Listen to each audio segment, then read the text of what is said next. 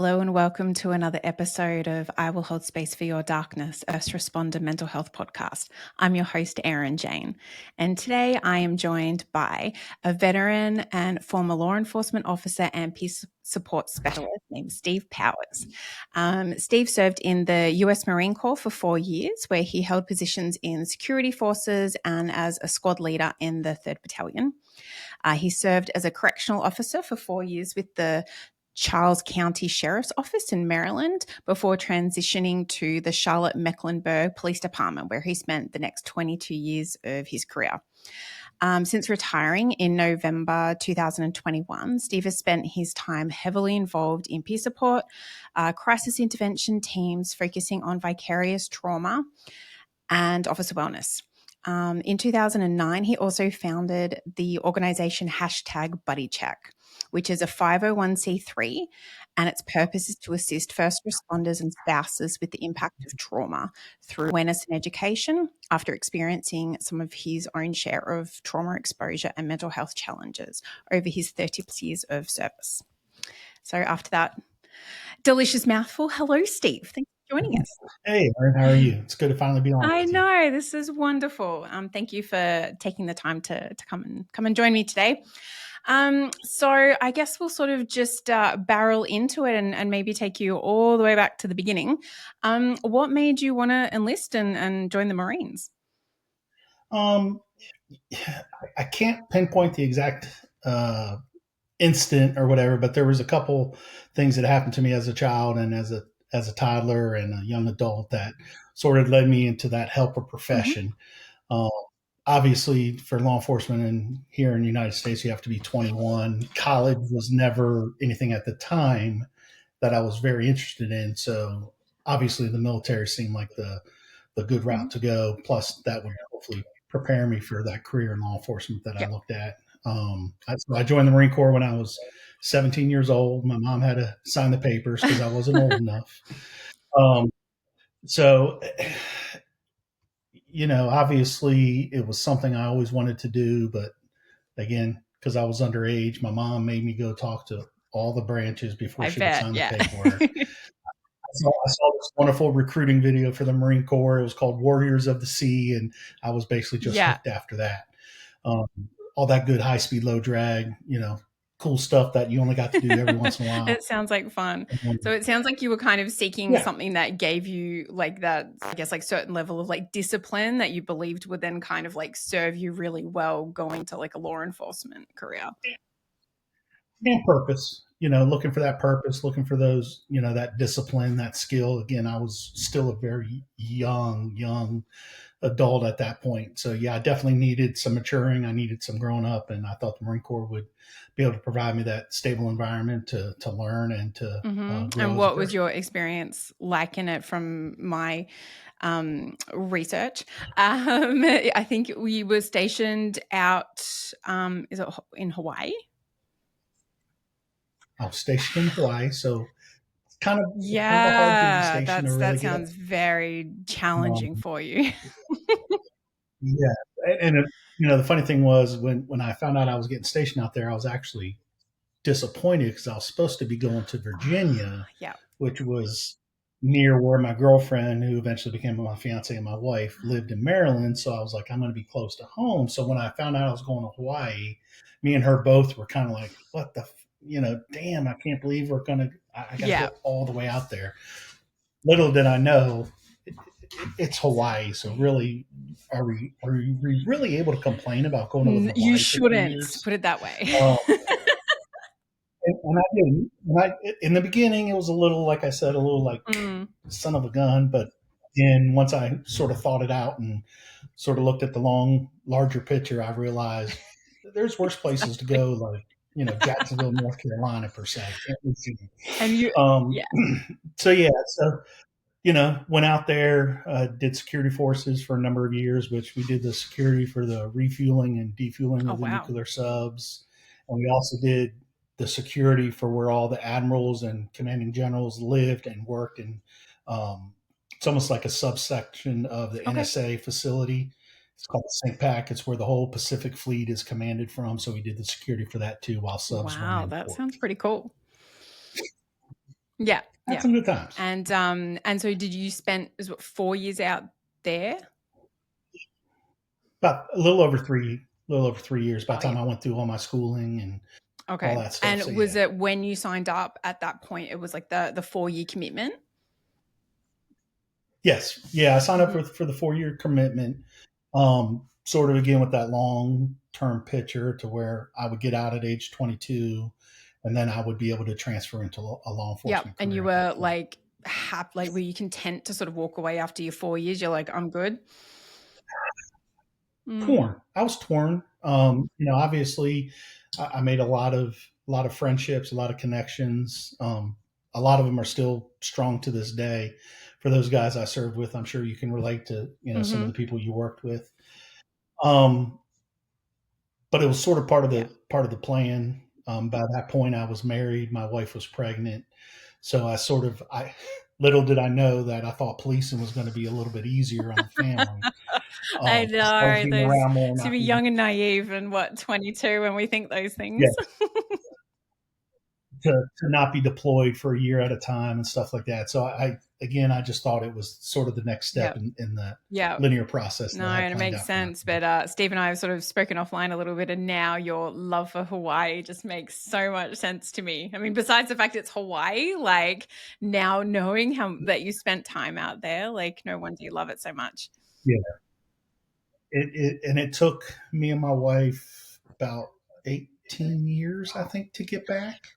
So a lot had changed, and ever since then, we try to go Yeah. about every year if we can. We're going to skip this year, but hopefully next Oh, year we'll be back out there. lovely. Absolutely lovely. And what was I going to say? Just like on a side note, my husband went to a military college here on the East Coast, and hearing you Hmm. like talk about those friendship and the bonds that you made and the ones that like you still keep to this day, like my husband's like core group of mates who I think we had their, how old is he, like 25 or 30-year reunion like last year, and there is still that core, and Hmm. they went through that, those like 4 years of schooling together, and there's like about the discipline and everything that they went through. There's like a special bond that's created with like people who go through those things together.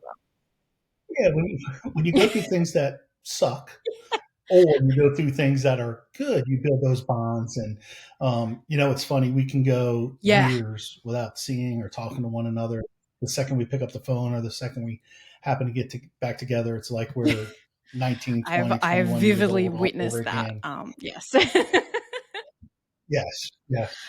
Our maturity level goes back 100%, down a little 100%. bit. Yes, we start acting like little boys and all that good stuff. But yeah, it's hard. I always tell anybody that if they're thinking about any kind of military service, there's things about mine I would change. Obviously, I'm sure there's things about a lot of people's that would change, but I would not change not going in. I would still sign up today. I would still serve. I believe it Mm, teaches you lifelong lessons yeah, no, that you I can fall I back on. wholeheartedly agree. And so, given that you said that, or you mentioned that your wife was from Maryland, that kind of Mhm. probably answers one of the questions of why you went and got a job as a correctional officer out that way. Well, again, that's where I Oh, was okay, from as cool. well. We went to high school together. So we were sort of high school sweethearts, but more so when she's a year behind me. So um, during her senior year, we were sort of together and all that. But again, a Mm-hmm. long distance relationship. Um, so when I got out, obviously I went sort of back home to what I knew and started applying to some local Yep. sheriff's office and police departments. And Charles County just happened to be the one that called me back first and provided me a job, which I needed with a young Yeah, child on the way and all understandable. that And good stuff. so, as like a correctional officer, was that sort of, were you actually like with inmates? Were they like people who were like sort of pre-sentencing? Like, what was the demographic like? Okay. All of the above. It was a county facility, I would say, and this would have been in the mid 90s, mid to late 90s. And we probably had maybe Mm-hmm. 500 inmates roughly. And towards the latter half of the time I was there, we had a contract with the federal government where we had 50 federal inmates that were sentenced to federal time, whether that's armed robbery or So like bank the robbery or higher rape or end offences. murder. Yeah. Correct. Correct. And, once there, I served doing different things. I would do the intake when they first came in. I would do the housing blocks back in the back. I would do court security and court transfer to where we would take them Yep. from the facility to court every morning and back and forth. So Mm-hmm. I did a little bit of everything in the time that I was there. So it sort of broke up that Yep. monotony of just doing one job. But again, I learned a lot doing it, and I wouldn't necessarily trade that time. I'm glad not to Yeah. be locked up anymore. Sometimes you get that feeling that you're locked up just like they are because you're back there for 8, 10, 12 hours a day. Yeah. God forbid somebody calls in sick, you got to stay late, so Yeah. You're not. it sucked Yeah. too many times.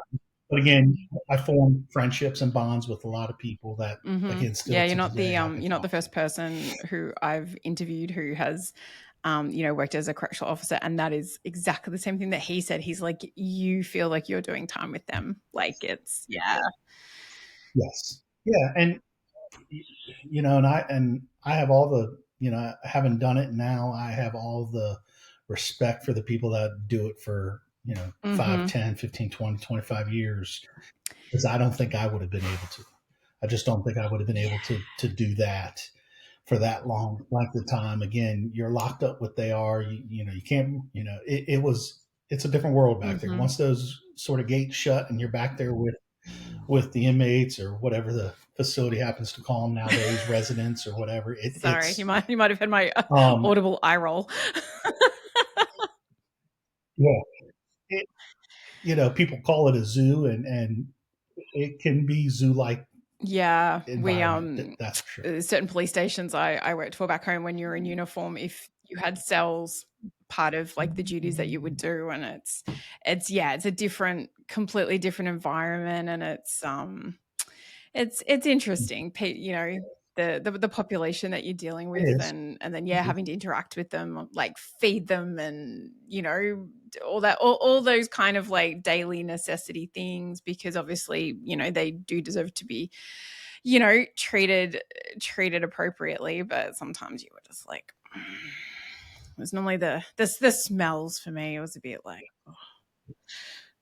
Yes. Yeah. oh god, I Some know, interesting right? stories I could tell. Mm. Where I'd have to go It home and would be decontaminate myself. vivid memories from those times, I bet. Yes. Yeah. And so then what was like, after you sort of did like sort of 3 or 4 years in Maryland, what sort of precipitated you like transitioning to North Carolina? At the time, I had an aunt that lived down here Mm-hmm. in a small town just north of Charlotte in Huntersville. Always liked the area. This would have been back in the late '90s. The area of Charlotte hadn't been built Mm-hmm. up as much as it is now. I had applied for a couple other police departments. I was just tired of being locked up, sort of Yep. for my 8, 10, 12-hour shifts, and I wanted to get out on the street in the county that I worked, Charles County at the time. Somebody predominantly had to almost pass away or retire for a slot to open up because it was a smaller county, and it was sort of a good old boy network or whatever. So I knew my time, it was going to take a little while, and Yeah. I A just little didn't bit have of the like patience to nepotism at wait. play, sort of thing, like who So, you knew. And yeah, it's just south of DC, Washington DC, and we just had a baby, and so we thought might be good to sort of get out of Dodge and move south where it might be a yeah, better that place to makes raise a family. sense. And so Charlotte, like, did you like apply for a few, and then Charlotte-Mecklenburg was kind of just the one that you got a position with? Yeah, I applied for a couple in Virginia and two in North Carolina, and Okay. Charlotte just happened to call first. And having that aunt that lived in the area was helpful. We had gone down and visited a couple times, so I was vaguely familiar with the area, and I sort of liked the area at the time, and thought it'd be a good place again to Yep. sort of lay down some And roots and 22 have the years family. worth of service there, you definitely laid down some roots. I did, and I'm glad now that I Yes, uprooted them and moved to the beach. understandable. And so talk to me about, 22 years of service. I'm sure that you did a lot and experienced a lot in that time. What like sort of departments, did you spend time working in? Sure, I did. My time there, I did a lot of various roles. I served as a community coordinator. I served on patrol. I served on what we call the focus mission team, where if Yep. we had a certain crime trend, we would target specific individuals that we Yep. suspected of committing some of these crimes. The last handful of my years there, I did in what we call the Hmm. community policing crisis response team, and what that was every crisis call that came across in the entire county, we would get dispatched to, whether that was a active suicide, whether that was a completed suicide, whether that was a mental health call, whether that was an infant death call, whether that was a death of a family member, whether that was a homeless or a substance use issue or any crisis call, basically any call that regular patrol would be like, So basically all the I don't heavy really know shit. what to do. Yes, yes. So it was what we call a co-responder model. So my Oh, partner was okay, a cool. Yeah, licensed I've clinical heard I've heard social a few worker. of So those, yeah, if he was a teams like clinician, filtering yep. through different departments. So we would go to that call. My job would be to Hmm. predominantly make sure the scene was safe and that it was okay, and then the clinician would come in and do her thing, and then um, that's where I mean, every day I was, like you said, heavy, heavy, heavy shit every day, Yeah. and that definitely took its toll on me in a negative light. But I can look back on those years and also say that I felt like I might have made the biggest difference because there was I'm sure you would go on those same domestic calls to the same address every night or every 3 nights, and it was the same bullshit Hmm. every night, every time we would go. These calls, a lot of these calls, you would only see those people once or twice. And then if you could connect them to services or if you could connect them to some respite or to family or something like that, then it was a lot easier to have them to Yeah. not be those repeat calls for service. And um, we got obviously specialized training and all that good stuff, so we could diffuse that situation. So a lot of times, a lot of these mental health calls ends in officer involved shootings and stuff like that. So the department did a lot of prepping us and Hmm. sending us to various schools and courses and exposing us to that so that they could reduce those, not only those shootings and uses of force, but Yeah. injuries and And lawsuits as well. and it also sort of sounds like really heavily got involved in, and I don't know whether it was because of that role or you had like an interest along the way of that, peer support, and also like veteran suicide prevention and all that kind of thing. Like, where did that sort of join as a part of your service? It was something. Hmm. It goes back to probably the Marine Corps. You serve those bonds, and you Yeah. serve and you get those bonds with people, and you legitimately care what they're going through, and you want them, one, just out of empathy, you want them to be Yeah. wholehearted and coming to work ready to do their job. But then also, if they're not, that could affect me, that could affect the other squad mates and all that good stuff. So it was something that was always there. Obviously, the veteran population, I'm extremely passionate Hmm. about, having been a veteran myself. Um, and I sort of just found myself thrusted into that sort of position before I really realized Yeah. it was sort of being organized. People would call me after a bad call and vent to me, and You were I that don't know if person. Yeah. I just give off that get off that personality. Hey, let's laugh about this. Because it's a hell of a Yeah. lot better than crying about it. I've had my mental health struggles throughout the years, and I was always pretty open about it, so people knew Hmm. and felt that they could probably trust me. I wasn't for the first half of my career. I wasn't actually on the peer support, but my phone would ring Yeah. probably almost as much as theirs. Um, so then once I realized that, I was like, I need to actually get on peer support. So we had our own school that we put on as a department that I went to. And then I also went down to Oh, FLETC and took the federal Mhm. the Federal Law Enforcement Training Center, where all the federal law enforcement goes. I went down there and took their peer support Yep. training as well. So um, I think it just stems back to that, stems back to the military, stems back to, basically giving a shit about the guy sitting next to you in the foxhole, so to speak.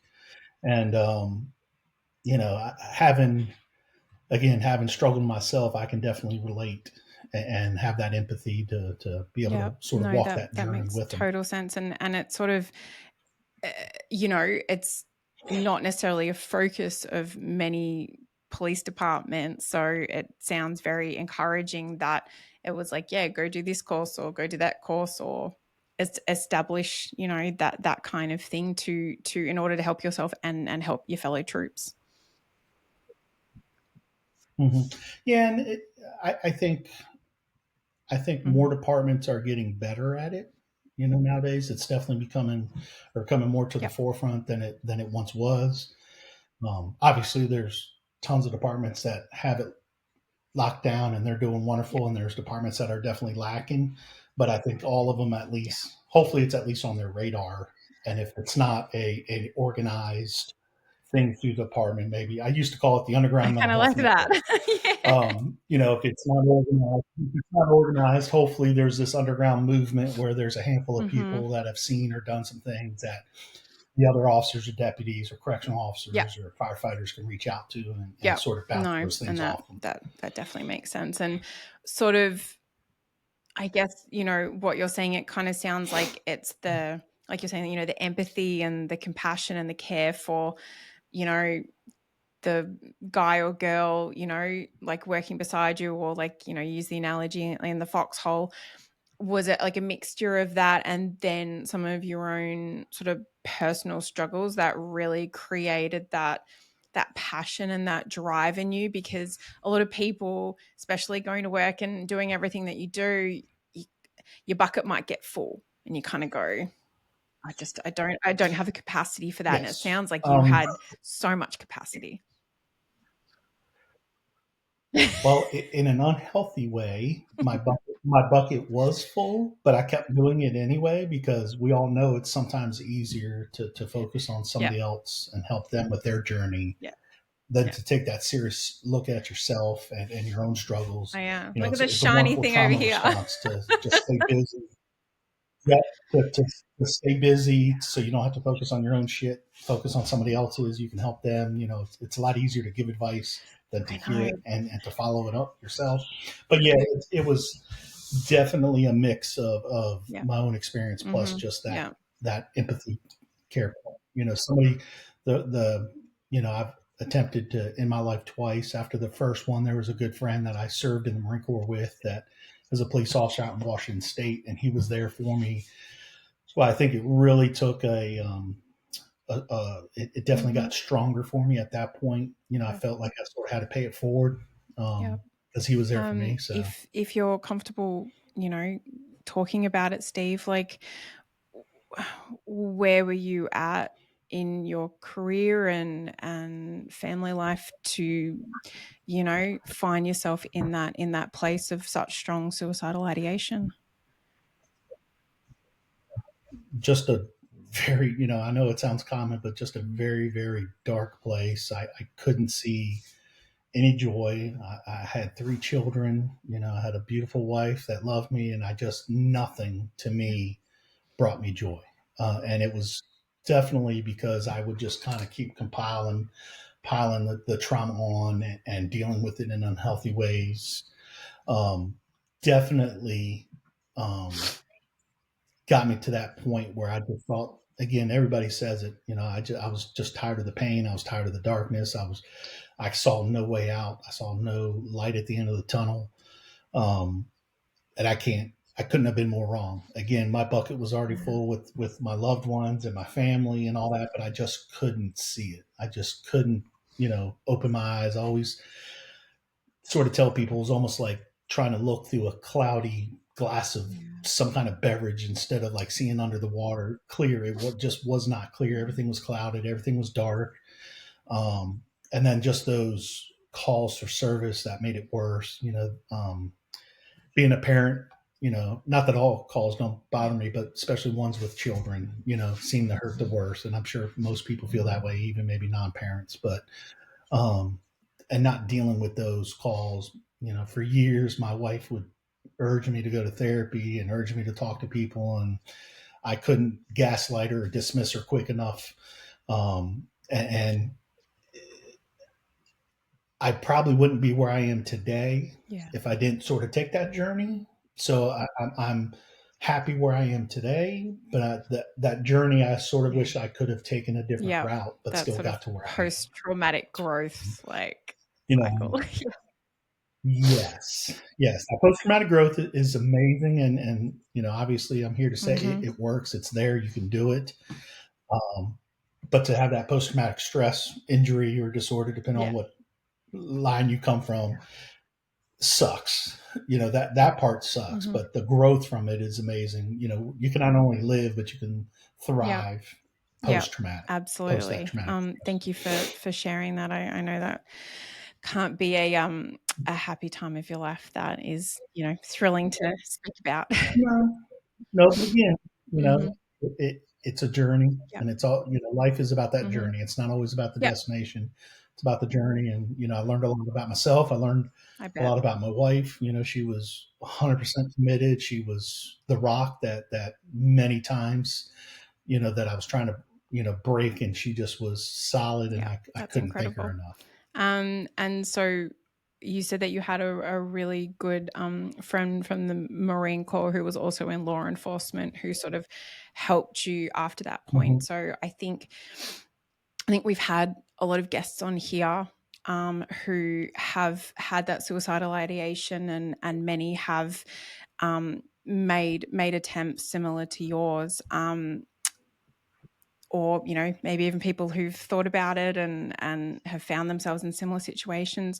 Talk to me about that aftermath and what helped you through it. Obviously, your wife and your family.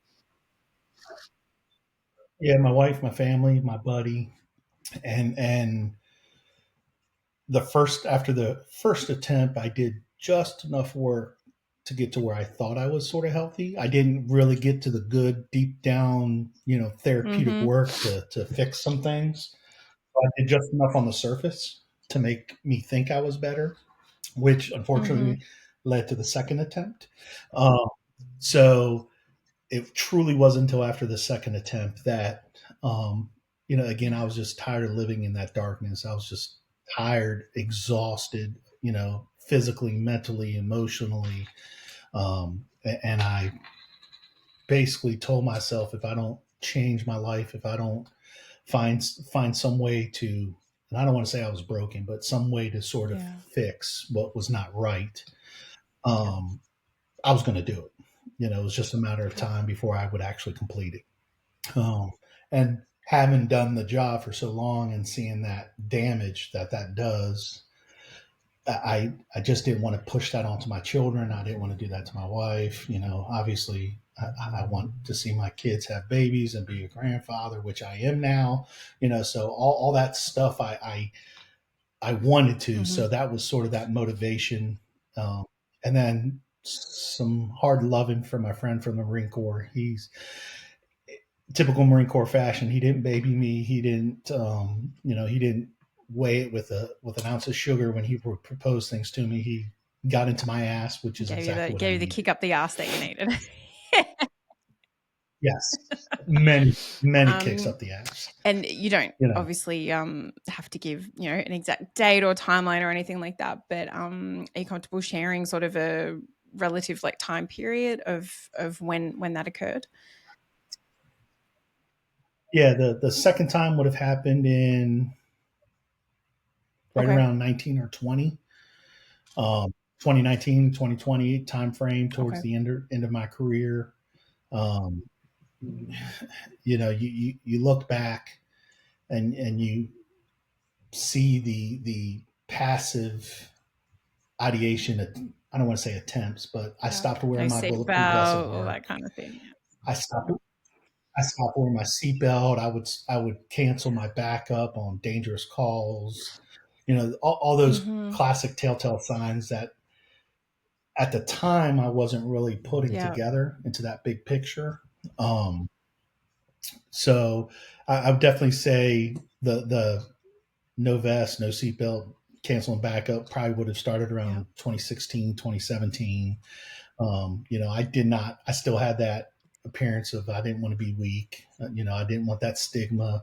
So again, if I was to happen to pass away on the job, I'd get that hero's funeral. My family would get the benefits, Yeah. but the pain that I was in would stop. So I was, now I can look back, I was hoping that it would happen. That way I didn't have to face the hard facts of actually taking my own life and actually completing it. But again, Mm-hmm. I love where I'm at now. Um, I'm still in therapy to this day. I believe everybody needs to be in therapy, whether it's once a week, once a month, or at least once a year. But I Yeah. believe everybody can go in for a quick tune up, kind of an oil change or something. Um, and therapy may not be for everybody, Mm-hmm. but it's definitely assisted me along with some medication, which I Yeah. believe is just another leg of that Yeah. stool. Oh, So I I can like that sit on analogy. I haven't heard that one before. it. Think of Oh, it, a three-legged stool: medication, medication, yeah. therapy, and your support system. If you break a leg, are you going to be able to Yeah. sit? Yeah. It's going to come crashing in. Yeah. Some people need those three Definitely. legs. Wow. No, I really that resonates so strongly. And I think as well, because number one, passive suicidality, I don't think it's spoken about a lot, and it's actually super common. No, it is very common. And the funny thing was, I would notice it Mm-hmm. in other people, and I knew because they had came to me and vented Yeah. that they were going through some things as well. And I never, at the time, I never really connected the dots that maybe they just for whatever reason they just can't Yeah. complete it. They just can't take their life, but they are perfectly okay if they were to get shot by a bad guy on a traffic stop and pass away. So it's definitely, I think, not talked Yeah. enough about. So I would say to people, if you know people on the job, or I don't know much about the fire service, but if you're not wearing your turnout coat and you go into a Mm. house fire, that's probably not going to end well. You know, or if you don't have your air mask on, or your oxygen tank ain't filled, or something like that. So if you're working and you happen to see people doing these things, that's where that buddy check would come into Yeah. play. And you just simply ask the question, how are you doing? And Actually actually listen. care, Yeah. because a lot of people will ask that question, Mm-mm. but they don't really give a shit. It's one of those passing, like, I got your back. Do you really? Because if you ask the question and I tell you the truth, I'm going to need you to listen to me. I don't necessarily need you to fix it. I don't necessarily need you to fix me or point me in the general direction. But if you ask and I'm vulnerable enough to answer that question honestly, Oh, and you shut me down, I was gonna say that the I'm not going to open damage up to that can be anybody. And then done, we're, like it's yes, legitimately can be catastrophic, like you're saying, and especially like you know, yes, spoken to obviously lots of people on here, and then just out and about doing the things that we do, and it's like when someone finally reaches that point where like, yes, like I need help, I can acknowledge it, and they go and have a really awful like interaction with a therapist who's just not like the right fit, and they've it's like taken every ounce of their strength and their willpower and their vulnerability to like walk through that door, and then it can shut someone down for like another decade. It's mm. yeah, and it does, because I've been to therapists where I go in and I start talking, years ago, and they would start to cry. And I'm like, wait a minute. I thought I was the one that was supposed to come here and sort of vent this stuff and talk, not you. I've had therapists, tell me to leave my gun in the car. I've had therapists that were uncomfortable with me being in Yeah. uniform because I may go straight from work, Yeah. you know, just throw a shirt over top of my uniform or something like that while I drive. So, and that's Yeah. exactly what happened. It would turn me off. I would stop. I would stop going. I would start to Mm-hmm. fall, what I call, below my baseline. My wife would notice, and I would gaslight her for a while, and then finally my buddy would be like, "Get off your ass." I spoke to your wife. She said you're not doing too good. Get another goddamn Yep. therapist and go talk And about this. as a spouse, we always fucking know. So it does. Like, we know. You all We know before. I don't know if you know before we know, but you yeah, definitely will admit it before that's we admit definitely it. true. Like, Yeah. but yeah. Because again, who sees the change in us first? Those who are in our lives every day, those who we come home to after a hard shift, those who we, and I would come home after seeing God only knows what. And my wife would ask me how work was. And at the time, I was of the mindset I didn't want to sort of traumatize her. So I would just be like, it was a boring shift. Nothing happened. And I could have been involved in almost a shooting. I could have saw infant death or completed suicide. I could have saw somebody jump from, a bridge or any of those things. And I would just tell my wife, it was boring. No good calls, because I didn't want to transfer that trauma onto her. And little did I know she would go to one extreme, either, okay, it was that boring, or holy crap, Yep. what Yeah. happened? He almost lost his life today, type of deal. And she would fill in those blanks or whatever with her own mind movies. So it took me many years to get to the point where I would finally be okay with sharing. And me and my wife came up with the movie rating system. I would come home and she'd be like, we called it the daily download. She's like, okay, go upstairs, get changed, take a quick shower, whatever. When you come downstairs, we'll do our daily download. Let's find out how your day was. We'll tell about my day. And then I would always ask her, do you want the rated R version? Do you want the PG-13 version? Or do you want the G version? Which version do you? And when she would say the R, I'd be like, are you sure? Because this should have been like X rated or whatever. And she was like, yeah. So I'm like, okay, and then that, but it would help me process it too. It's a proven fact. If you can process some of that trauma within that first 24 hours, it doesn't. And that's the whole point of like the CISM team strategy. Yeah. Yes. Yes. So I always tell people, I don't care how you process it. I don't care who you talk to. I don't care if you talk to yourself as you drive home from work, but actually legitimately you may look crazy in the car driving home or something, but who cares? Have that actual conversation with yourself so you can get it out, whether it's journaling, whether it's going home to your spouse, whether it's calling a buddy while you're driving home or something like that. Something. Yeah. So you're not storing it, because again, you said the bucket's going to flow in this job, in these helper professions. Your bucket's going to overflow.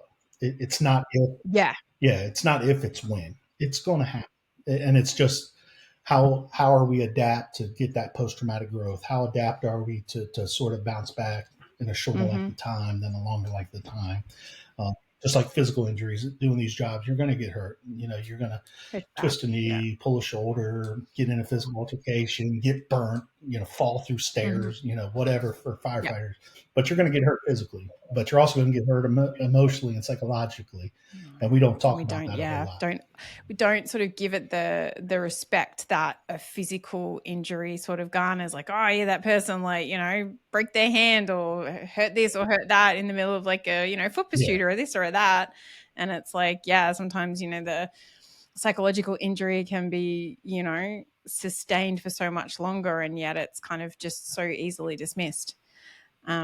You make me laugh though. So my husband and I similarly have a sort of like code system for when he gets home from work, but maybe it's because I was a first responder that ours is a lot dirtier than your one is.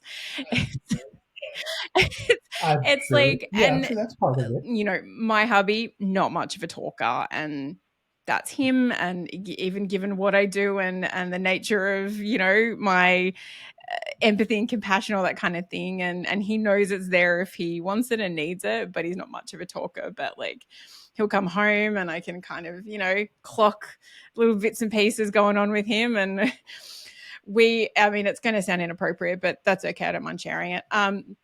That we kind of base ours on like a rape scale, like how badly were you bent over last night? Was it just a gentle reach around? Did you really? Yeah, like so we saw like and the scale. I used to use sort of those scales with like my buddies, but with my wife, and it got to the point where Yeah. she wanted the rated R version every time, Mm-hmm. and it was fine. Um, but you also have to, obviously you're married to your husband. You've been married to him for years. You have that instant empathy. You have that connection. You have that relationship where it's strong enough to. So once that trust and that acceptance of that vulnerability gets there, whether that's with a loved one or a friend or whatever, it's a lot easier to share the rated R versions or the fully bent over um, prison sex rate I scale know. that you all It's use. like sometimes he'll say stuff to me and I'm like, you know, when people ask me like what it's like being married to you and how romantic you are, I'm like, I'm going to share this with them. But oh my goodness, he I'm does. He's sure a he sicko. loves that. But it's like whatever works, and that is, and I, well, and I think it's important because Exactly. it's like both of us are sharing, and this is just our unique dynamics, and what works for you guys works for you, and what works for us works for us. And it's whether it's injecting humor, whether it's injecting that compassion and empathy, like whatever it is that that person needs. I think that's really the most important part about it. Yeah, absolutely. And like you said, the most important part is just getting it Yeah. out and sharing it. Doesn't matter what scale you use. It doesn't matter, you know. Obviously, first responders are huge Yeah. with deflecting the shit with humor, but again, we're sort of venting it a little bit when we do that, and that's how we sort of test the waters with other people to see. Okay, I'm trying to be vulnerable Yeah. a little bit. Let's see what it feels like, and then you can give them the full Massively. blown out version at Exactly. that I point. know. Oh dear. We are sickos, aren't we? Um Yeah, yeah, it's all good. Look, I think know, about what right? we all do for a living. Um You know, you have to be a little off in this order is to do true. that career for any length Um of time. and I sort of we've just been having a very light interaction, so I don't want to like, steer it off the cliff too hard, but can I ask, and if you're not comfortable answering, that's totally fine. What was it like for you if you were in a role like that to have to go and attend either an attempt or a completed suicide scene after you had made your own attempts? I, I was very adept to being able Okay. to almost close my folder Yeah. and open the folder of another person. But it was definitely very triggering, and it definitely was a stressor because, um, I found myself, I can connect with people very easily. I find whatever hook, whether that's military service, whether that's Mm-hmm. whatever sports fans, Yeah. whatever that you find that hook, and if that hook happens to be mental health and suicidal ideation, then that's the hook I would use, and I'd be like, look, Yeah. I'm right there with you. All joking aside, I am right there with you, and let me tell you, this is not going to work. This is not going to fix Yeah. anything. Just talk to me. That's all I'm asking. Give me a chance. I will walk this journey with you as long as I can. Um, and again, what I said earlier about I actually felt like there was some actual success Yeah. once I started doing Build that that role. build that really sincere You know, rapport with people. Yeah. yeah, yeah, and I mean, it's like anything else. If you're not able to communicate with somebody or have that empathy with somebody, then Yeah. you probably shouldn't even show up. Because you're probably going to do more harm than good. Which there's plenty of times where I would have to take over for somebody who Yeah. just couldn't find that hook and just couldn't Yeah. get them talking. Um, Oh, Veterans, massively. Yeah. instant rapport. We both been through the same bullshit, so we can Mm-hmm. instantly connect through that. And that's when you got to look at the total picture, their physical out. If they're wearing a T-shirt for a sports Yeah. team or something, anything you can find to, you know, it's kind of like a foot Yeah. in the door sales technique. Yeah. When you go to buy a car or something like that, if you can just find that hook to keep them at the table, eventually, it Yeah. more And times I than not think will as probably well, work like out. I don't know if like you sort of felt it, but I know I sort of did. Like they can smell bullshit. Like when someone is in that vulnerable state, and whether they've like just attempted to take their life, and or you're like, they're just in, yeah, that very, very, very vulnerable place. Like when someone, what am I trying to say? When they see past your uniform and they see you as a human Yes. who does have their own struggles and whatever else. And I still remember, like, I was a very baby police officer, like baby trainee. And we got called to a house of a bloke who just had attempted and was unsuccessful. And he'd smashed like the scone of his head. He tried to hang himself, and he'd like landed like on his head, and somehow managed to call us. And we get there, and like my senior member, he goes, "Oh, I left a suicide note on the computer," and so she darts off to go read it, and I'm like 22 years old. I'm like, Jesus fucking Christ. Yeah. And What I'm do I like, do now? and Yeah. I was kind of like, I think I had like a tea towel on his head. I'm like, I think I can see brain. I'm like, holy fucking shit. I'm like, I don't know what to say to this guy as a police officer right now. I'm like, but you know what? I know what to say to him as the daughter of someone who completed suicide. And that's what I did. Yep. And I guarantee you Mm-hmm. there was an instant connection between the two of you, because just like we have a fairly decent bullshit meter where we can pick up on it. I don't want to say that.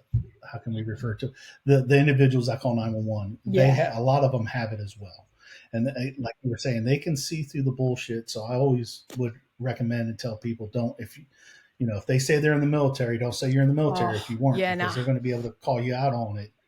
And then Massively, that yeah. door slams shut, and you may not be able to reopen it, and it's going to take somebody else a lot of work to get that door back open, that wall lifted, and try to start that conversation. And I've sat on the edges of buildings with Yeah. safety ropes with people, and it's just what you have to do. Yeah. Because again, they're hurting. The bottom line is they're hurting, and most of them are just looking for Massively. somebody that gives a shit. To at least listen to them bitch and gripe and complain about, what we may think is pretty trivial, but to Exactly. them, it's their I entire remember. life. Um, so yeah, I think if you're able to have that empathy and compassion, for even if they're shithead suspects or whatever, again, they might have made some poor Mm-hmm. decisions, they may have made some poor choices, whatever. But if you can separate and have that empathy, which Ugh, is the one of strongest my word in the favorites. English language, is empathy. If you can have empathy, Mm-hmm. you can accomplish a whole lot. And again, the number one, I just want to go home at the end of the night safe. I just wanted Yeah. them to get the help they needed. I wanted to keep other people safe, whether that's coworkers or other civilians or whatever. So if you have to put the fact that they're a rapist aside for 20 minutes while you have that conversation, you Yeah. know, and it's hard.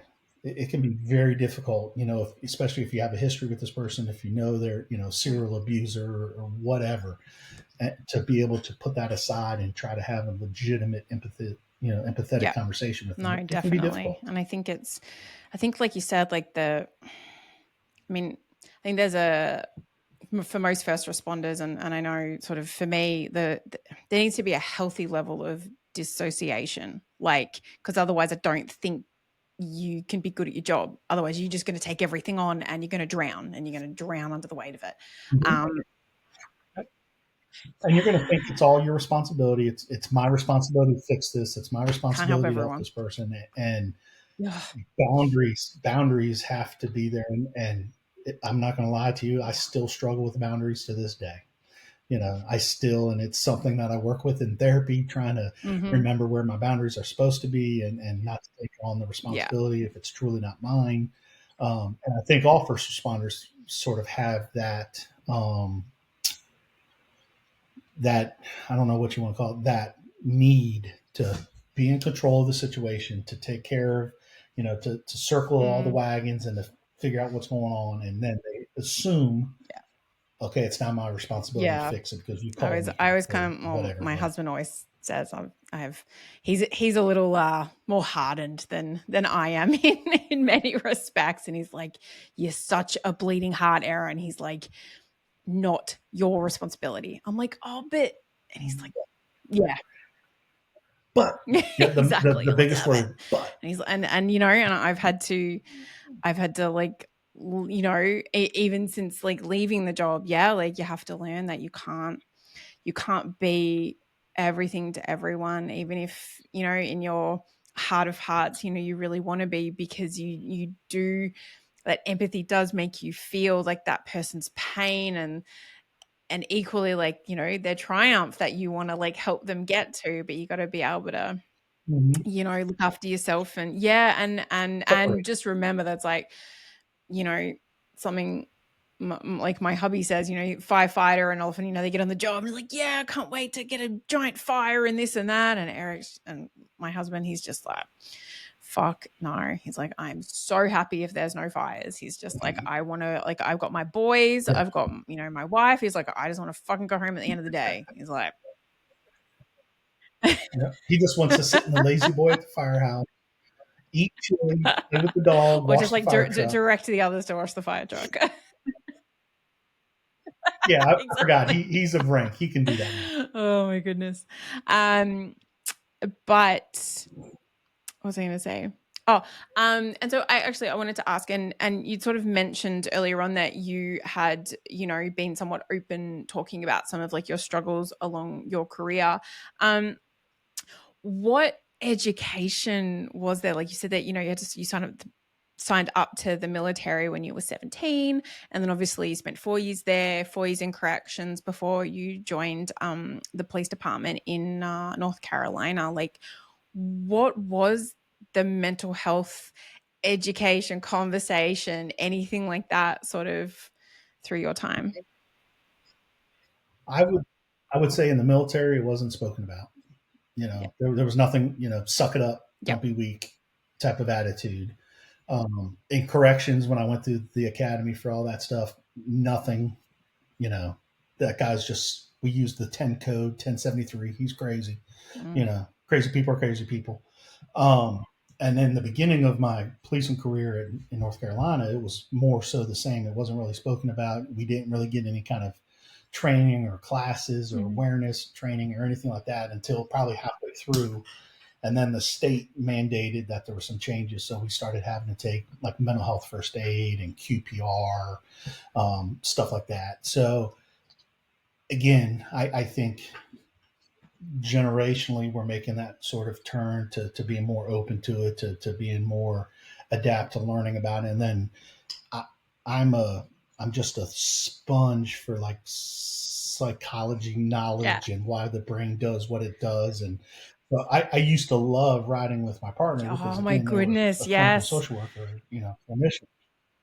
So after a call for service, I would be like, let me see your DSM-5. And I'd get the DSM-5 out and I'd flip through it. I'm like, I think that person Yeah. had, dissociative, behavior disorder or whatever. So I would soak up the Yeah. knowledge of them as well. And then I would just, on my own, I would just find any kind of training, any kind of conferences, any kind of classes that I could sign up to just sort of just figure out why we do what we do and how we do it and why we do it. And so I think as an institution or an agency, just like most agencies, there's only so much money in the budget. There's only so much that you can dump on them at this point. Yeah. But we could definitely do a better job. Even if it's, hey, if you're remotely interested in there, we've contacted the community college and they're willing to do a class or something, something like that, to where it's an elective. You're going to have to do it on your own time, but they've decided to waive the fee, so you can just go take it for free, type deal, or something like that. So those are just the Yeah. things that I would just dive into myself, just to try to learn as much as I could, not only so I could do the job better, but also so I could figure out maybe how to, again, I'm not broken, how to fix myself a little bit and how to, I'd say like heal. remain above Heal my is a baseline. nice word. Yeah, I like that. And so I think that sort of brings us to, which is the lovely shirt that Steve is wearing, hashtag BuddyCheck. And talk to me Yes. about where the impetus for that came from. What, like, just tell me everything. Sure. So in like 2019, me and my wife started hashtag BuddyCheck, and what that is a nonprofit 501c3 where I go around and I do proactive education and awareness training on officer self care, vicarious trauma, military, veterans and active duty mental health training. And how that sort of started was, again, there wasn't that much out there, at least at the time, that I could find for myself to go learn. And I was already behind the ball because I'd already attempted to take my life twice. I was already sort of dealing with my own mental health stuff. And I sort of thought they didn't talk about any of this, in the academy. They didn't tell me, that I was going to be having nightmares and smacking my dog when I sleep and crying and all that post-traumatic stress stuff. So again, that's when I started just trying to learn everything. And like a good Marine, I sort of stole the philosophy from the Army, where in the Army they call them battle buddies. So you always had a battle buddy. So you would and your battle buddy would be responsible for each other. So when we would go on vacation, and I have 3 children, I'd be like, you're not going anywhere without your battle buddy. Find your battle buddy, whether that's your sister, your brother, or something. You're never going anywhere by yourself. So it sort of morphed from that to the scuba diving, where they call it a buddy check. When you go on scuba diving, the person spins around and you check all their tanks and you check everything, and then you spin around and they check yours. Same thing with parachuting. So you have that buddy system to make sure that you both are good to go. So it's sort of a combination of those two things. So I started on social media. I would hashtag BuddyCheck and stuff like that, and post, motivating stuff and mental health stuff. And I started to see some larger organizations all of a sudden starting to use hashtag BuddyCheck. So I'm like, I need to hurry up. So I trademarked hashtag like, it's mine, BuddyCheck, God damn it. and started. Yeah, because the whole plan wasn't really to do it until I retired. Obviously being a full-time police officer, you don't have a whole lot of time to, take all this other stuff on. So I was like, we're just going to keep that on the back burner until it's time to sort of put it in motion. But it sort of fast forwarded between that, and that's when all the riots and the Black Lives Matter movement started. And, it was obviously a very stressful time COVID for first responders as a whole, especially police officers, COVID and all that. So I was getting, I'm not a hotline, but I found myself receiving phone calls from people who got my number from somebody else, or somebody I was in a class with or something. And they're struggling, drinking too much, they're not being a faithful spouse, and internet retail therapy, and buying shit that they don't need, and just all the maladaptive coping mechanisms. And so I found myself sort of in that role of sort of a hotline / peer support specialist, trying to help them through that point. So we just decided to start it a little early. So, I go around, I speak at various conferences now, and I'm still involved in the CIT program locally and a couple of surrounding counties. I teach officer wellness there as well. So that's sort of basically all. I love it. It's great. And it's, it's a simple term, empathy. If I know, and the baseline is another thing I use a lot. If I know Erin's baseline is she's always joking and smiling and happy and all that, and you start coming to work and you're not that, I need to ask that question. What's going on? What's wrong? But again, you're going to want it. You need to know that if they give you the truth, that you have to be there to be able to at least walk with them. You don't have to fix it. You don't have to have a master's degree in counseling. You don't have to be a therapist. You don't have to have a college degree. All you got to do is again, have a little bit of empathy and a little bit of concern for the next person, and say, I don't know. I don't know. I don't even know what to say, but you know what? You're not alone. Let's go talk to somebody else. I know this person, or let's call this number. I've Googled, I've got 5 numbers. Which one do you want to call first? And I'll see if you want to make those. Sort of part of my coaching philosophy is and it's what I finish each podcast episode with. It's let me listen in a way you've never been heard. Because I do like and like you're saying, it's like, oh, hey mate, how's it going? And every first responder, all the ones that I always used to know, and I'd be like, living the dream. And that could mean, Yep. I'm awesome and I slept great and I'm ready for my shift, or like my fucking relationship's in shambles and I'm still drunk from last night, but hey, I'm fucking here and living the dream. Like it's Yep. And that's the thing that I even found myself early in my career being in those positions where I knew people were going through some marital issues. I knew people were showing up to work drunk. I knew people were, whoring around on their wives. I knew people were doing this and that, and I didn't say anything. Now at the time I was a newer officer. I didn't know, should I say anything? Should I be like, they're going to be like, shut up, rookie, mind your own business, you know. But I knew, and we even had an officer that I knew he would show up drunk probably 4 times a month, still from the night before, and he ended up killing somebody on the job. So again, as a first responder and as sort of who I am, I started taking on that responsibility. Like, son of a bitch, I could have said something and could have saved that life.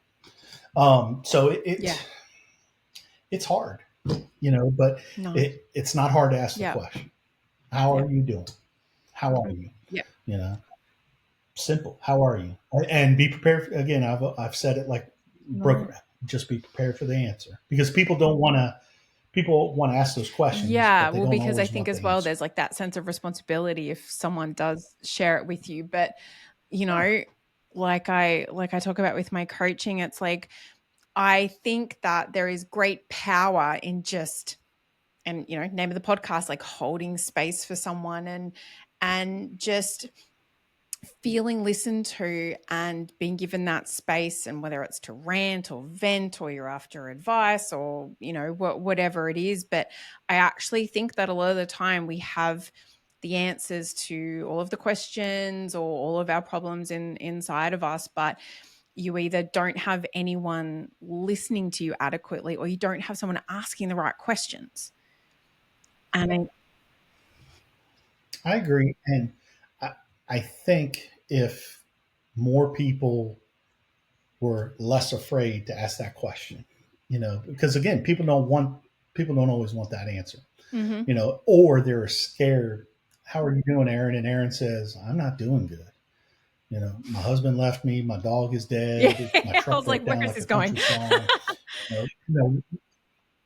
Whatever else. And then the person's like, oh, well, I was just on my way to go get lunch. So sorry to hear that. So you got to make sure, if and I've always told people, it's like the old military adage, you praise in public and you criticize in private. So if you think something's going on, hey, let's go get a couple beers and some wings. Let's go watch a game. If you don't drink, let's go fishing. Let's go shooting. Let's go to the range. Let's do whatever. And then once you're there and it's just the two of you or whatever, then you can ask that question and have the time and the space, and you're not waiting for your radio to go off to go get dispatched to a call or something like that. So, and again, we have a pretty good bullshit meter, and we know when people are struggling. We know when people are having issues at home. We know when you're starting to come to work and your boots aren't polished and your uniform looks like crap and you haven't shaved. We had a no beard policy, so if you hadn't shaved and you had a little 5 o'clock shadow at the time, you're really rebelling against that now, aren't you, Steve? Okay, something. I am. I told myself I'm never going to shave again in my life. My wife doesn't like it, doesn't want it much longer, but we'll see if I can work on her. So I think if more people were willing to ask that question, I truly, whether it's naive, whether it's hope, I feel that if everybody was in a position to just be able to ask that question, how are you doing? I'd have the answer. Just ask that question. How many lives could we save? How many marriages could we save? How many careers could we save? Because again, if you're not doing good at home, you're not doing good at work. You're going to get into, use of the force. You're going to get into complaints. you're going to start showing up late. You're going to show up with alcohol in your breath, stuff like that. And then again, how many careers, could we possibly Yep. save if we're just willing to ask the question? That's Absolutely. it. And I think Just as got to well, ask. it's sort of something that, being a copper, you probably would have been trained as well. Like when you get taught how to give like death notifications, like the language you use is very specific because you don't, you have to use that Absolutely. dead word. They've died. They've, been found deceased. Like you have to use that adequate language. And I spent a few years working on a suicide prevention and crisis counseling organization, like on like the hotline. And so many people are uncomfortable using the word suicide because it is still that sort of one subject in society that makes everyone fucking feel uncomfortable, like everyone. And because it scares them. And I think, and I think a lot of people think, oh shit, if I say suicide and they, I'm going to plant that seed. Maybe they trust me. From being there, No. you're not planting any seeds. The seed is already planted. You're not watering the seed. You're not plowing the field. So again, I think, like you said, the verbiage is extremely important. And I've even gotten to the point where I don't even use the words, "Are you thinking about hurting yourself?" Because if I put a gun in my mouth and pull the trigger, it's not going to hurt. I'm going to die pretty quickly. So it's not going to hurt. So I even tell people, don't say hurt, say, are you thinking about ending your life? Are you thinking about killing yourself? Are you thinking about suicide? However you feel most comfortable, but ask that direct question, especially if you're having those discussions, those buddy checks, and you see the conversation going down that line, Well, and using that word, like sometimes like even we're talking about like like that passive suicidality, like sometimes they might not have even factored that into their thinking. And so then to kind of actually say, mate, are you thinking of taking your life? Are you suicidal? Like hearing that language back at that sort of person, I think is just, it's opening up that conversation because you're like, I want to hear the truth. I want an honest answer from you because I'm using this language because I care and I'm worried about you. And you got to do it in person. You got to do it in person because we're very good at texting bullshit and laughy emojis and all that good stuff to say, no, I'm good. I always use the term FaceTime and not Apple.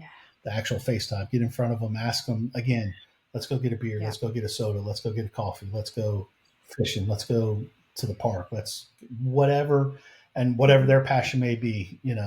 If you don't hunt and they do, be like, I'm thinking about getting into hunting.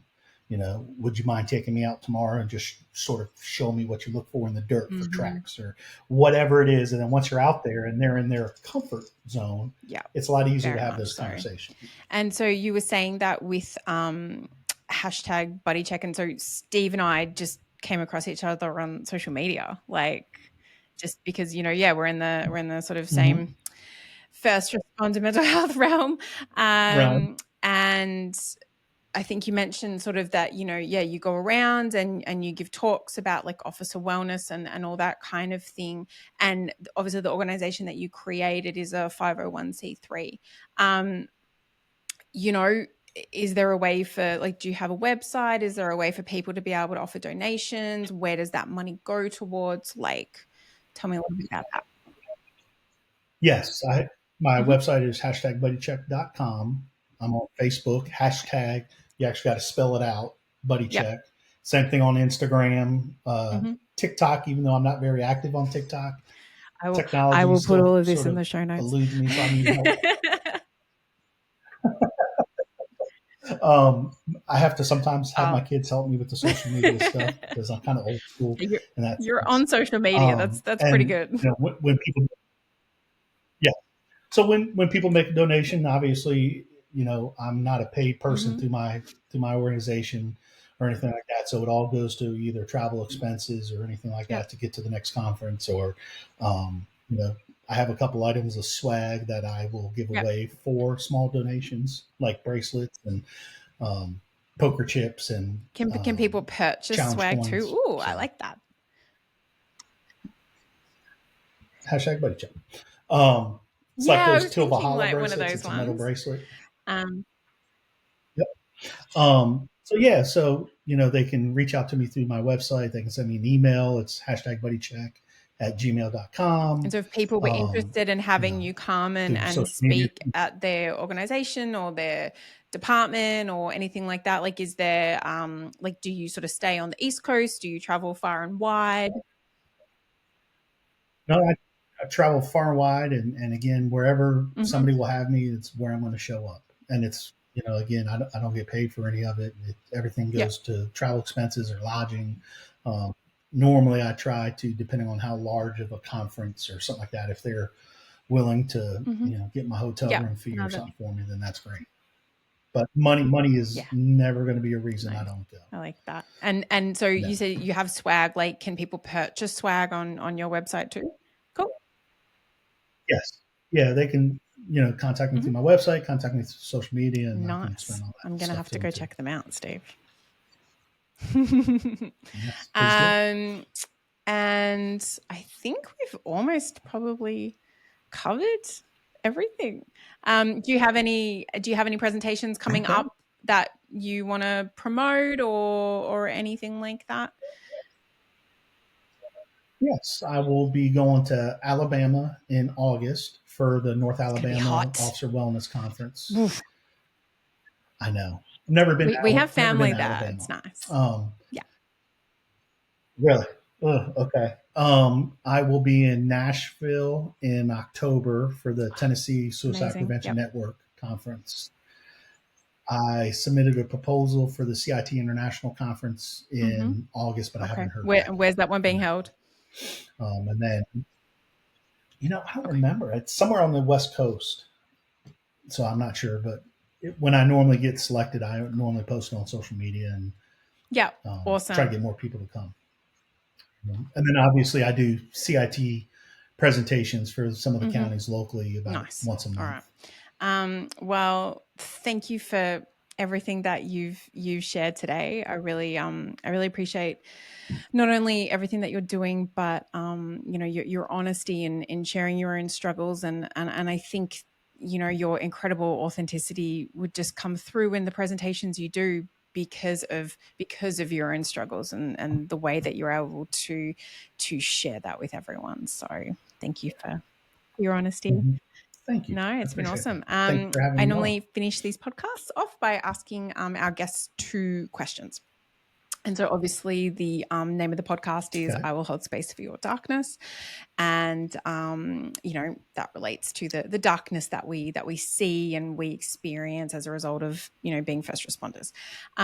So the first question that I like to ask is, what do you do to hold space for your darkness? Capacity. You got to have the capacity and the Mm-hmm. tolerance, the space available, because again, even to this day, I'm still in therapy. I'm still sort of in that journey Mm-hmm. to wellness. Um, I just think it's important to prioritize self care. I think it's important to prioritize what's important to you, whether that's family, whether that's Mm-hmm. whatever that may be for you. And my personal helper is my lab, Was my gonna dog say, who's sitting on my I feet think as I'd we heard speak. a couple of little Uh, wriggles in there. yes. She is not a Oh, but certified aren't they therapeutic all? dog or anything like that, service animal, but this one really is. Anywhere I go, Yeah, she's laying on my feet, and I just love her to death. So if I'm having a bad day, all I got to do yeah, is go sit on the porch and pet her, yeah. and No, life is okay that's after that. awesome, and don't feel bad. She wouldn't be the first pet to make an appearance on our podcast. So I was interviewing someone, and their cat like literally walked like in front of the camera. I was like, it was because cats give zero fucks because they're assholes. Yes, oh, they do. They really They're do. nasty. Uh, um, no, thank you for that. I think it's super important, especially like we've been talking people who experience that intense empathy in the way that you clearly do, and I think that I do to a certain extent as well. And you were saying, knowing your capacity, knowing when to put that boundary in place to go, you know what, I'm I'm all done for today, and I'm going to switch my phone off, close my laptop. I'm Mhm. not going to answer anyone, and they will, they're going to have to figure it out themselves. Yeah, and the good thing is, I'm sure if you forgot to turn your phone off and I was to Yeah. call you and I just need somebody to vent to, and you're like, look, I don't have it today, but you can Yeah. call blah blah blah.